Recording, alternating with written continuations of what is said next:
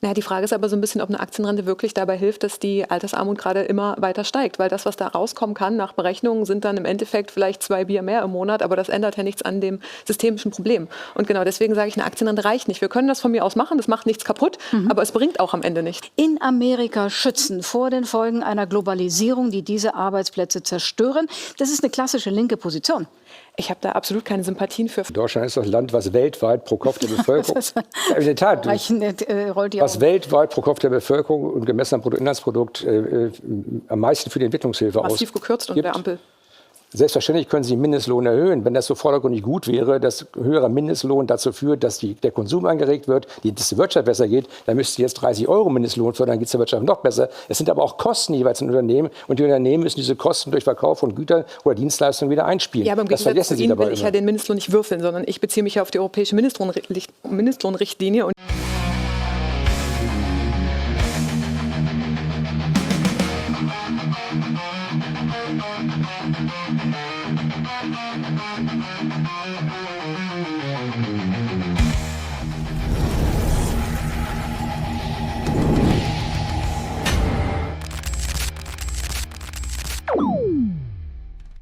Hey Leute, willkommen in der Realität. In der Maischberger-Sendung hat sich die linken Chefin Heidi Reicheneck so richtig in Rage geredet. Doch was dann passiert, hat sie nicht kommen sehen. Kubicki bleibt eiskalt und zerlegt ihre Argumente Punkt für Punkt.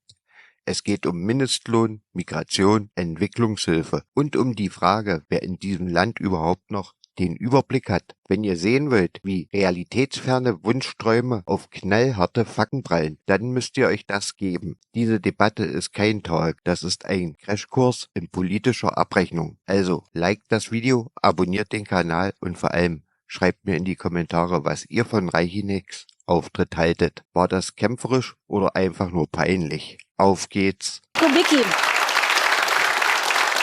schön, dass Sie da sind.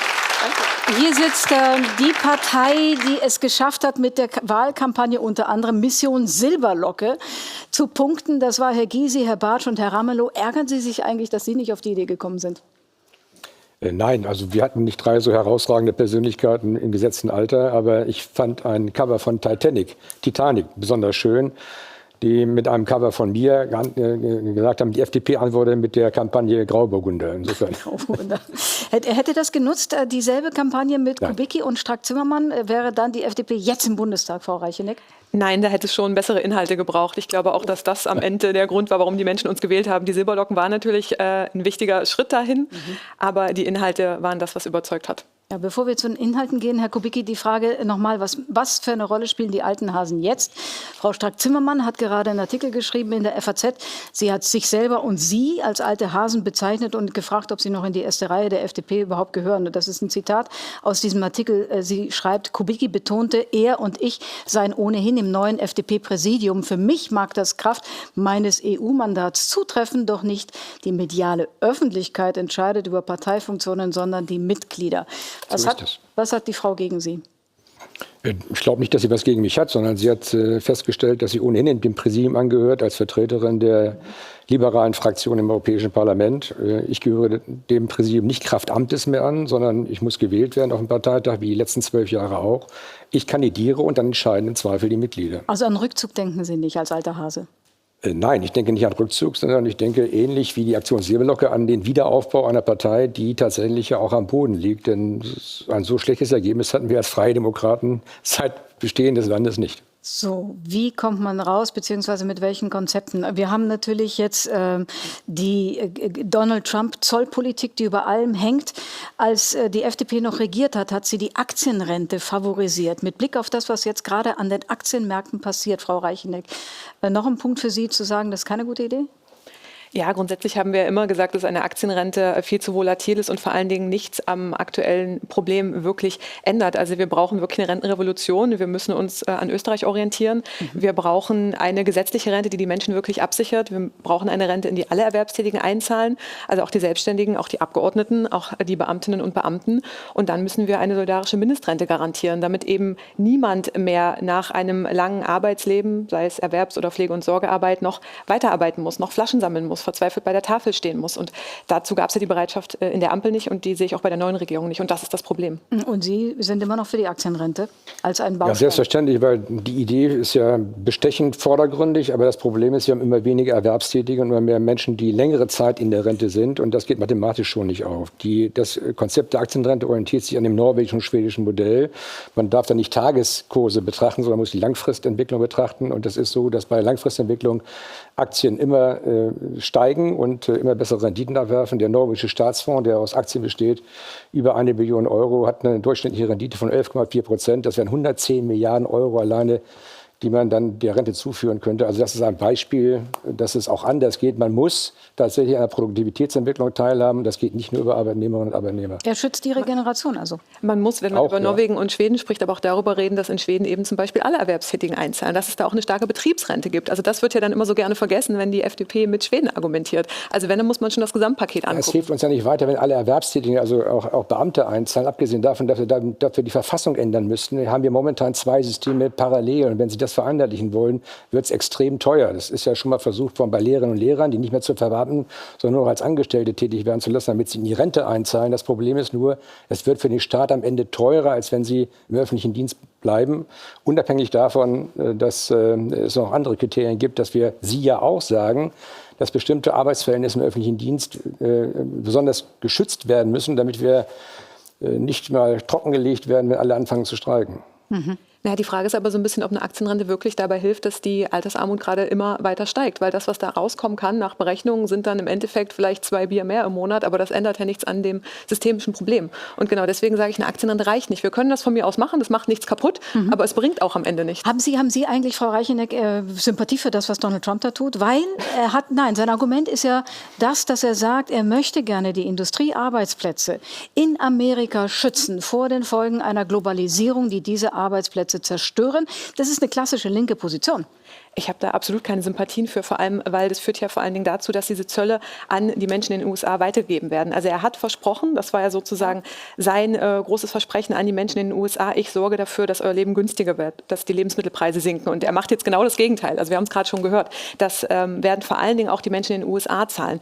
Und was er da macht, hilft nicht der Industrie weiter. Im Gegenteil. Es gab einen guten Ansatz damals unter den Demokraten, das war der Inflation Reduction Act, wo es wirklich massive Investitionen geben sollte, beziehungsweise gab. Das ist ja das, was wir auch immer als positives Beispiel für Deutschland hervorgehoben haben. Das wäre der richtige Weg und nicht diese Abschottung und dieses Chaos, was er da gerade produziert. Also keine Sympathien für Trump bei Ihnen auch nicht? Niemals. Ja, niemals. Im Gegenteil, Zölle führen dazu, dass der Versuch unternommen wird, Industrien, die nicht mehr wettbewerbsfähig sind, am Leben zu halten. Das verschleppt sozusagen den Strukturwandel und vergrößert das Problem. Und wie soll die EU, wie soll Deutschland darauf jetzt reagieren? Wir haben ja schon gesagt, das Wichtigste ist, die EU soll zusammen agieren und trotzdem gibt es da unterschiedliche Interessen. Also soll man mit harten Zöllen gegen reagieren, weil das angeblich die Sprache ist, die Trump nur versteht, oder soll man die Digitalindustrie besteuern? Was ist Ihre Idee dazu, wenn Sie jetzt es zu entscheiden hätten? Also ich finde den Punkt nochmal sehr, sehr wichtig zu betonen, dass Trump, also niemand weiß so richtig, wie er auf diese Aktion jetzt gekommen ist. Also er zitiert irgendwelche Papiere, wo selbst die Autoren sagen, das steht da überhaupt nicht drin. Also es muss ja eigentlich irgendjemanden in seinem Team geben, der lesen kann und auch solche Zahlen verstehen kann. Scheinbar ist dem nicht so. Und wir haben einen Riesenunterschied, wenn wir uns beispielsweise Industrie anschauen und den Export von Waren und eben den Export von Dienstleistungen. Wurde vorhin auch schon gesagt. Und deswegen sagen wir, eine Digitalsteuer sollte nicht am Ende der Maßnahmen stehen, sondern ganz am Anfang. Weil die trifft dann wirklich die großen Konzerne. Die brauchen wir europaweit. Die Konzerne sollen da die Steuern zahlen, wo sie auch die Gewinne machen. Das würde da wirklich massiv genau diese Menschen treffen. Wenn wir aber mit Vergeltungszöllen jetzt drohen, dann trifft das die Bevölkerung in der Europäischen Union viel stärker. Und das lehnen wir ab. Wir wollen daran, wo es wirklich wehtut. Und das sind die Digitalkonzerne. Sie haben gerade den Kopf geschüttelt. Ja, weil wenn die Aussage die ist, dass Zölle dazu beitragen, dass die Preise steigen, dann führen Digitalsteuern auch dazu, dass die Preise steigen. Also dann trifft es auch unsere eigene Bevölkerung. Zahlen Sie was für Facebook und für Instagram für die Nutzung? Wie bitte? Zahlen Sie da was für die Nutzung? Ja, noch nicht, aber das wird dann die konsequente Folge sein. Dann brauchen wir europäische Plattformen. Das ist sowieso ein wichtiger Punkt. Ich finde es so toll, dass wir eine europäische Plattform brauchen. Das ist ja schon mal versucht worden. Es funktioniert nur leider nicht. Warum nicht? Weil sie immer darauf achten müssen, dass die Kunden das wollen. Das, was gerade vorhin gesagt worden ist. Die Amerikaner bauen schlechte Autos. Die können sie noch so preiswert machen. Die kauft kein Mensch. Und Ja gut, aber bei der digitalen Steuer wäre es ja noch was anderes. Tatsächlich, also warum sind Sie so dagegen? Das würde mich interessieren. Ja, weil es nicht weiterhilft. Also Sie würden auch das Prinzip, dass man sozusagen, wenn uns wehgetan wird, muss man denen wehtun. Das ist ja das Argument hinter diesen Steuern auch. Ich habe Ihnen schon mal gesagt, ich bin dafür, dass wir alle Zölle schleifen. Und ich finde die Überlegung, dass wir das für einen späteren Zeitpunkt androhen, ganz gut. Aber ich würde das Angebot immer unterhalten, wir brauchen keine Zölle. Zölle dienen noch einmal dazu, Strukturen zu erhalten in einem Land, die nicht mehr wettbewerbsfähig sind. Das führt zu größeren Problemen über längere Zeit. Das ist das Problem der Amerikaner momentan. Wenn Trump beispielsweise sagt, wir sollen mehr Energie kaufen, dann ist ihm wahrscheinlich entgangen, dass der Ölpreis dramatisch nach unten gegangen ist. Warum? Weil durch geringere Nachfrage der Ölpreis sinkt. Er trifft damit auch die arabischen Länder, er trifft damit aber auch Amerika. Das bedeutet, wir müssen noch mehr Öl importieren, um das Handelsbilanzdefizit auszugleichen, was völliger Unsinn ist. Flüssiggas, glaube ich, schwebt Ihnen auch vor. Das Argument, dass es dann auch für uns teurer wird? Also zum einen würde ich das nicht so absolut sehen. Zölle können in bestimmten Situationen Sinn machen, wenn man eine eigene Industrie aufbaut und schützen möchte. Aber das ist ja nicht das, was Trump tut. Das, was er da tut, ist ja vollkommen planlos. Also wir hören das ja auch überall, wenn wir jetzt auch die Diskussion noch mal Revue passieren lassen. Niemand versteht so richtig, wo er eigentlich hin will. Ich glaube, er selbst am allerwenigsten. Ich habe auch das Gefühl, es ist aus einem Impuls der Rache und aus dem einfachen Gedanken, ich schütze die Industrie und dann lieben mich alle. Das funktioniert so einfach nicht. Aber wir müssen doch ganz klar sagen, so können wir ihn nicht agieren lassen. Natürlich muss es da entsprechende Gegenmaßnahmen geben. Und da finde ich den Weg einer Digitalsteuer den viel sinnvolleren. Also was ist denn die andere Option? Also wollen wir das einfach so gewähren lassen? Und der weitere Punkt, über den wir reden müssen, ist natürlich die Frage, wie stärken wir unsere Industrie auch hier in Deutschland? Ja, da hat Friedrich Merz eine Antwort gegeben, die wollte ich Ihnen ohnehin zur Diskussion stellen. Die Industrie wird dann gestärkt. Er hat reagiert auf eben diese Zollsituation und hat dann gesagt, wir brauchen Steuersenkungen für Unternehmen und für Bürgern und eine Stabilisierung der Kosten für die sozialen Sicherungssysteme. Richtiges Konzept, Herr Kubicki. Steuern runter, damit wir die Unternehmen stärken. Das ist die Idee. Also um die Wettbewerbsfähigkeit Deutschlands zu verbessern, brauchen wir tatsächlich eine Entlastung der Unternehmen, insbesondere der Familienunternehmen. Das sind bei uns 90% der Unternehmen sind Familienunternehmen. Für die ist die Einkommensteuer die betriebliche Steuer. Das bedeutet, alles, was sie oben drauf packen, verringert den Gewinn von Familienunternehmen. Alles, was sie entlasten in der Spitze, führt dazu, dass sie bessere Möglichkeiten haben, sich zu refinanzieren. Insofern ist das ein Konzept, was ich teile.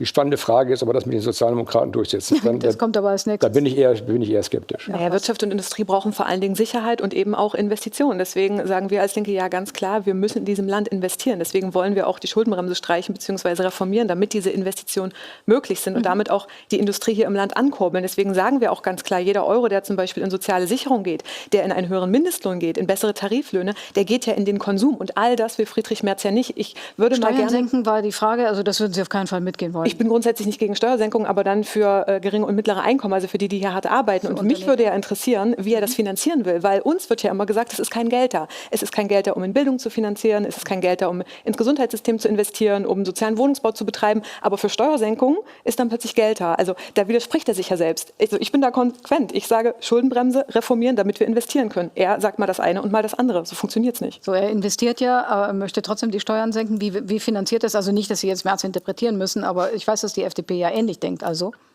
wie finanziert man das? Ja, zunächst einmal dadurch, dass man im Haushalt mal schaut, wo wir denn Geld ausgeben und im Zweifel einsparen können. Ich könnte einiges dazu sagen, beispielsweise im Bereich der Entwicklungshilfe. Deutschland ist das Land, was weltweit pro Kopf der Bevölkerung, in der Tat, was weltweit pro Kopf der Bevölkerung und gemessen am Bruttoinlandsprodukt am meisten für die Entwicklungshilfe ausgibt. Massiv gekürzt unter der Ampel. Darf ich noch mal sagen, wenn wir uns nur auf den G7-Durchschnitt einigen würden, könnten wir 15 Milliarden Euro einsparen. Nicht sofort, aber über eine gewisse Zeit. Wenn es uns momentan nicht gut geht, müssen wir uns die Frage stellen, ob es Sinn macht, anderen Ländern zu helfen, denen es teilweise besser geht als uns, Indien, China. Ob es nicht mehr Sinn ist, macht sich zunächst darauf zu konzentrieren, dass wir unsere wirtschaftliche Leistungsfähigkeit wiederherstellen, um dann später anderen helfen zu können. Denn momentan sind wir auf einem sehr abschüssigen Gelände mit der Wirtschaft. Und das wird sich auch widerspiegeln bei der Frage Arbeitsplätze. Selbstverständlich können Sie den Mindestlohn erhöhen. Wenn das so vordergründig gut wäre, dass höherer Mindestlohn dazu führt, dass der Konsum angeregt wird, dass die Wirtschaft besser geht, dann müsste Sie jetzt 30 € Mindestlohn fördern, dann geht es der Wirtschaft noch besser. Es sind aber auch Kosten jeweils in Unternehmen und die Unternehmen müssen diese Kosten durch Verkauf von Gütern oder Dienstleistungen wieder einspielen. Ja, aber das vergessen Sie Sie Ihnen dabei will ich immer. ja den Mindestlohn nicht würfeln, sondern ich beziehe mich ja auf die europäische Mindestlohnrichtlinie und die sagt eben ganz klar 60% vom Medianeinkommen, damit man eben vor Armut geschützt ist. Und diese 15 Euro würden doch nicht mal reichen, um nicht in Altersarmut zu fallen. Also wir müssen uns doch fragen, 50% der Menschen in diesem Land haben am Ende des Monats keinen Euro übrig, den sie auf die hohe Kante legen können, den sie ausgeben können. Da antworte ich Und das ist doch ein Problem. mit Per Speindruck. Dieser Median, den Sie immer heranziehen, der ist deshalb relativ uninteressant, weil Sie den nur verändern können, wenn wir eine gleiche Lohnentwicklung für alle Beteiligten haben. Dann gibt es keinen Median mehr. Dann haben alle das Gleiche. Sonst haben Sie immer etwas, was unterhalb von 50 oder von 60% liegt. Immer. Naja, aber Sie müssen doch damit anfangen zu schauen, wie können wir dafür sorgen, dass die Menschen in diesem Land ein gutes Leben haben. Ich meine, wir sehen ja gerade die Entwicklung, wir sehen die Ergebnisse für die AfD. Die meisten Menschen haben ja ein relativ gutes Leben in Deutschland. Dann reden Sie mit den falschen Menschen, gehen Sie mal zur Tafel. Also schauen Sie sich mal an, wie die Kinderarmut, die Altersarmut steigt. Das sind doch Fakten. Ja, aber auch da könnte ich sagen, die hat auch was damit zu tun, dass wir immer mehr Menschen haben, die nicht in Arbeit vermittelt werden, die zu uns kommen und nicht in Arbeit gehen. In der Tat. Das ist jetzt wirklich eine Ablenkungsdebatte. Also was können denn zum Beispiel Kinder, also jedes vierte Kind, jeder fünfte Jugendliche, jedes fünfte Kind lebt in Armut. Also was können die denn dafür? Also warum packen wir denn da nicht beispielsweise an mit einer echten Kindergrundsicherung? Haben Sie in der Ampel ja verhindert. Das haben wir nicht verhindert, sondern hören Sie mal, wir haben nur selbstverständlich wollten wir die Kindergrundsicherung einführen. Wenn Frau Paus nicht in der Lage war, also wie kann eine Vergangenheitswelt machen, in der Lage war, die 136 verschiedenen Leistungen, die wir haben im Bereich der Kinderversorgung, auf einer App unterzubringen, damit wir überhaupt feststellen können, wie viel Kinder welche Leistungen in Anspruch nehmen. 30% davon haben das bisher nur gemacht und es wäre schon schön gewesen, wenn es auf 60% angehoben. Dann können wir nichts dafür, einfach Geld in den Raum zu schmeißen, hilft ja nicht weiter. Das wissen Sie doch auch, Frau Reicheneck. Also, aber warum war es denn zum Beispiel nicht mehr möglich, ein kostenfreies Mittagessen für Kitas und Schulen zu erreichen, dass man gemeinsam mit den Ländern verhandelt? Weil dafür der Bund bisher nicht zuständig war, dafür sind die Länder zuständig. Das kann man aber auch gemeinschaftlich machen. Es gab ja einen Bürgerrat, den Sie als Ampel einberufen haben, das haben wir unterstützt, der das als großes Thema genannt hat. Über 90% haben das unterstützt. Da gab es auch nichts, was sich bewegt hat. Also ich finde es halt wirklich... Ja, das war schon zu einem Zeitpunkt, wo die Ampel am Ende war. Der Bürgerrat im Sommer letzten Jahres da seine Vorschläge Er hat schon vor Monaten diese Vorschläge gemacht und es wurde einfach komplett ignoriert. Ja. Also es gab ja gar keine Reaktion darauf. Und das sind doch mal die Fragen, die man sich stellen muss. Also wie schaffe ich stelle mir auch diese Frage. Wie nicht können nur die wir Wirtschaft Kindern zu stärken, helfen? genau, sondern auch dafür zu sorgen, dass nicht immer mehr Menschen in Armut fallen. Weil das Wer von ja das Ihnen große beiden Problem redet ist. eigentlich schneller? Gerade, ich finde, wir geben uns gerade Wir beide geben uns gerade Mühe, langsam zu reden. Sehr gut. Ich weiß also, die Linkspartei und die FDP werden nicht in die Verlegenheit kommen, miteinander eine Regierung zu bilden. Darf ich Sie trotzdem mal ganz kurz mit Ja und Nein Positionen bestätigen oder abfragen, die Also wir im mögen Raum uns trotzdem, stehen? wir beide mögen uns trotzdem Mindestlohn, persönlich. Sie mögen sich. Das ist wichtig. Wie kommt das?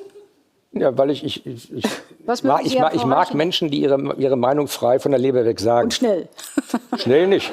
Ich mag Menschen, bei Was denen ich... mögen Sie an Kubicki, Frau Reicheneck? Ich respektiere ihn vor allen Dingen, also genau aus dem Grund, er vertritt seine Meinung, ich teile sie nicht, das ist auch vollkommen in Ordnung. Es würde mich auch sehr wundern, wenn wir Meinungen teilen, also an manchen Stellen mag es vorkommen, aber genau das macht doch Demokratinnen und Demokraten Absolut. aus, dass man sich streitet und sich dabei Dann trotzdem gucken wir doch respektiert. mal, wo Sie einer Meinung sind und nicht. Also Mindestlohn haben wir schon abgehakt. Soll sich die CSU mit der Mütterrente durchsetzen? Ja, Nein.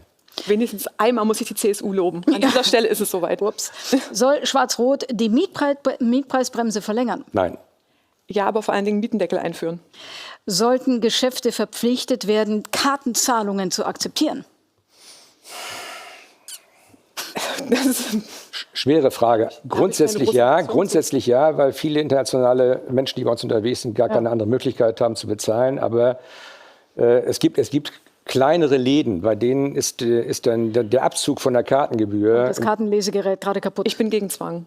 Gegen Zwang. Das ist Ich bin eine auf dem Antwort. Dorf aufgewachsen, ich habe immer Bargeld dabei. Apropos Zwang, brauchen wir eine Wehrpflicht? Nein. Nein. Also jedenfalls nicht die alte. Okay. An der Stelle. Sollen deutsche Truppen einen möglichen Frieden in der Ukraine absichern? Nein. Nein. Sollte die AfD einen stellvertretenden Bundestagspräsidenten stellen? Nein. Nein. Sollen auch Asylsuchende an deutschen Grenzen zurückgewiesen werden können? Ja. Nein, ja. Andersrum. Nee. Andersrum. Nein, ja. Nein. Ja. Ganz wichtiger Unterschied. Das ist ein Punkt, Frau Reicheneck. Der junge Unionschef Johannes Winkel hat beklagt, dass die Entscheidung, also mit der Entscheidung im Bundestag auch mit den Stimmen der AfD einen Antrag durchzubringen, und da ging es ja genau um den Punkt, haben wir die bis dahin unter der 5%-Marke liegende Linke regelrecht reanimiert. Haben Sie sich schon bei Friedrich Merz dafür bedankt? Nein, weil ich hätte mir gewünscht, dass dieser Dammbruch nicht stattgefunden hätte. Und ich weiß, die Union heftet sich gerne Sachen an, die sie nicht selbst geleistet hat. Ich brauche die Union nicht, um eine starke starke Linke aufzubauen. Im Gegenteil, wir haben mit unseren Themen gepunktet, das habe ich ja schon gesagt, das Thema Miete, das Thema bezahlbares Leben. Wir waren an über 600.000 Haustüren. Wir helfen den Menschen konkret mit Sozialberatung, mit unserem Mietwucherrechner, unserem Heizkostenrechner und das macht den Unterschied. Sehen Sie nicht so, weil Sie mit dem Kopf... Ich glaube nicht, dass Friedrich Merz die Linke reanimiert hat, sondern dass es die SPD war. Mit dem wunderbaren Satz, da waren wir ja gemeinsam im Parlament, auch von Rolf Mützenich, mit der Entscheidung hätte die Union das Tor zur Hölle geöffnet. Wer so formuliert, wer Friedrich Merz und die CDU in die Nähe des Faschismus rückt, der muss sich nicht wundern, dass die Menschen ihm misstrauen, wenn er anschließend sagt, ich will mit dem wieder koalieren. Also die einzig authentische Gruppierung, die sagen könnte, wir meinen es ernst, weil mit dieser Union wollen wir nicht, waren die Linke und deshalb sind sie stark geworden. Die haben auch einen Unvereinbarkeitsbeschluss mit uns. Also wir haben jetzt auch gerade bei der Debatte ums Grundgesetz immer wieder die Hand ausgestreckt. Wir sind ja bereit, mit allen demokratischen Kräften zusammenzuarbeiten. Wenn es denn die schwarz-rote Koalition gibt. Also wir hören heute, Herr Kubicki, es soll einen Koalitionsvertrag verhandelt geben. Details gibt es aber noch nicht für uns zu diskutieren. Aber Sie glauben auch an diese schwarz-rote Regierung oder glauben Sie, das könnte noch scheitern? Ob das scheitert, weiß ich. Ich habe keine Glaskugel. Ob das scheitert, aber Sie weiß ich haben ja nicht. Aber Koalitionsverhandlungen schon über Jahre gemacht und Sie kennen einen Teil der Akteure. Ich glaube, dass es für beide nicht gut ausgehen wird. Selbst wenn sie sich jetzt zusammenfinden, weil Friedrich Merz bereits als Kanzlerkandidat die gleichen Beliebtheitswerte hat wie Olaf Scholz nach 3,5 Jahren Ampel, bevor er überhaupt angefangen hat. Und ich glaube nicht, dass sie beide ihren jeweiligen Wählerklientelen bei dem Wahlkampf, den wir geführt haben, deutlich machen können, dass es eine vernünftige gemeinsame Zusammenarbeit geben kann. Also wenn man Markus Söder zum Beispiel zuhört, dann weiß man, warum er da kompromissfähig ist. Wir hören mal in die Begründung rein vor ein paar Tagen. Auf eines habe ich ehrlich gesagt keine Lust. Dass wir in Schönheit sterben, so wie die FDP, dann lieber manchmal mit einem leichten Bauchgrummeln gut regieren und nicht dafür zu führen, dass die Hyänen von links und rechts außen sich darüber freuen, dass die Demokratie scheitert. So, an Herrn Kubicki geht also lieber mit leichten Bauchgrummeln regieren, als eben in Schönheit scheitern wie die FDP. Genau, das sagt der Mensch, der uns 3 Jahre lang jeden Tag erklärt hat, wie dumm wir seien, dass wir in der Ampel alles mitmachen würden, was Sozialdemokraten und Grüne machen. Also Markus Söder, dazu will ich mich auch nicht mehr äußern. Der Mann vertritt im Zweifel alles. Und wird am Ende, das ist ja immer der Vorwurf, das wird eine CDU-Regierung mit sozialdemokratischen Inhalt. Das glauben Sie auch offensichtlich? Nein, ich glaube, dass beide Schwierigkeiten haben werden, ihren jeweiligen Wählerinnen und Wählern und ihren Parteien zu erklären, dass aus den unterschiedlichen Positionen, die so manifest im Wahlkampf vertreten worden sind, dass daraus was Vernünftiges werden kann. Es sei denn, der Außendruck ist so stark, dass es gar keine andere Alternative gibt. Ja, und es sei denn eben, es soll ja nicht passieren, dass die Hyänen von links und rechts sich dann am Scheitern freuen. Würden Sie sich denn freuen, wenn Friedrich Merz scheitert, oder wünschen Sie sich tatsächlich, dass diese Regierung jetzt zustande kommt? Also erstmal muss ich mir von Kaiser Hufeisen jetzt nicht sagen lassen, dass ich irgendwas mit rechts gemeinsam hätte. Also das mal ganz kurz. Hufeisen? Ja, das ist doch der Klassiker. Ne? Links und rechts gleichsetzen, Hyänen. Also ich habe nichts gegen Hyänen, das sind tolle Tiere. Da herrscht das Matriarchat, also ich bin großer Fan. Sind aber Aasfresser, ne? Insofern. Aber den Rechten würde ich das zumindest nicht zugestehen, dass sie mit so einem netten Tier verglichen werden. Ja. Die haben einfach so eine schlechte Lobby seit der König der Löwen. Ich sage es Ihnen, das diskutieren wir gleich. Aber natürlich wünsche ich mir eine Regierung, die auch stabil ist. Also wir haben ja auch momentan in der Tat keine anderen Optionen. Es wird jetzt unser Auftrag sein, für progressive Mehrheiten in der Gesellschaft zu kämpfen, dass wir in 4 Jahren dann auch andere Regierungsmöglichkeiten haben. Aber Sie wünschen sich jetzt, ich habe es jetzt richtig gehört, dass die da morgen zu Potte kommen und wir eine neue Regierung haben, unter der Kanzlerschaft von Friedrich Merz. Ich wünsche mir sicher nicht Friedrich Merz als Kanzler, aber das Leben ist ja kein Wunschkonzert und dann werde ich damit umgehen und dann werden wir von links Druck machen für die sozialen Themen. Das haben wir auch schon bei der Grundgesetzänderung gemacht und das werden wir auch weiterhin tun. Für den Mietendeckel, für die Streichung der Mehrwertsteuer, für eine echte Kindergrundsicherung, für sozialen Wohnungsbau. Dafür sind wir da, dafür sind wir gewählt und die Herausforderungen nehmen wir an. Chapeau, Sie hat nochmal alle untergebracht, alle Punkte, oder? Wie Sie hier deshalb mögen wir uns auch, weil ich immer fasziniert war, wie in der kurzen Redezeit so viel untergebracht werden konnte, ohne dass ich Sie dafür rügen müsste, die Zeit überschritten zu haben. Aber unter uns, er hat mich immer überziehen lassen. Mehr als alle anderen. Das dürfen Sie jetzt nicht verraten. Im Nachhinein ist es ja. Das ist ein schwerer Image-Schaden. Die schlimmste Vizepräsidentin war die eigene. Vielen Dank für heute. Vielen Dank, Heidi Reicheneck. Vielen Dank, Wolfgang Kubicki, fürs Kommen heute. Dankeschön. Dankeschön. Ich weiß nicht, ob es Aufregung ist, Nervosität oder einfach nur komplette Überforderung. Aber wenn Frau Reicheneck redet, hat man das Gefühl, sie kippt jeden Moment um. Sie wirkt fahrig, zappelig, das Gesicht spielt verrückt, die Augen flackern, der Mund offen, als wäre sie gerade dabei, ein Gedichtband rückwärts auswendig aufzusagen. Inhaltlich nix, leeres Geschwurbel. Sie fordert wie immer mehr Geld. aber nicht etwa für Menschen, die hart arbeiten und wirklich Unterstützung brauchen. Nein, es geht um ihre linke Klientel. Leute, die den ganzen Tag auf dem Sofa hocken, Netflix schauen, zweimal im Monat zur Demo gegen alles tingeln und dabei noch Taschengeld von irgendeiner NGO kassieren. Ein Leben auf Kosten anderer, das ist das wahre linke Ideal. Und Frau Reichinek ist deren Sprachrohr. Sie spricht von sozialer Gerechtigkeit, meint aber mehr für die, die nichts tun. Rentner werden da nur vorgeschoben. Das Alibi, damit der Rest der Forderung irgendwie nett klingt. Aber wer genau hinschaut, merkt schnell, ihr geht's nicht um die breite Bevölkerung. Hier geht's um Ideologie, um Utopien, um Träumereien aus dem Sozialseminar der Uni Göttingen. Und was mich besonders stört, diese Frau wird uns jetzt ständig in Talkshows reingedrückt. Sie wird präsentiert, als sei sie die Stimme der neuen Mitte, als sei die Linke plötzlich wieder eine Volkspartei. Dabei hat sie bei Wahlen regelmäßig Klatschen kassiert. Die Medien betreiben da wirklich ekelhaftes Schönreden. Widerlich, wie man da versucht, die Realität zu verbiegen. Zum Schluss, ich schätze Leute, die ehrlich sagen, was sie denken. Auch wenn ich ihnen nicht zustimme. Kubicki zum Beispiel, der redet klar, aber bei den Entscheidungen knickt er ein wie ein morscher Ast. Reichinek dagegen plaudert wie ein Wasserfall. Aber ich nehme ihr kein einziges Wort ab. Das ist alles Show, laut, hektisch, inhaltsleer. Genau deshalb schaltet man innerlich ab oder gleich den ganzen Fernseher. Bis zum nächsten Mal.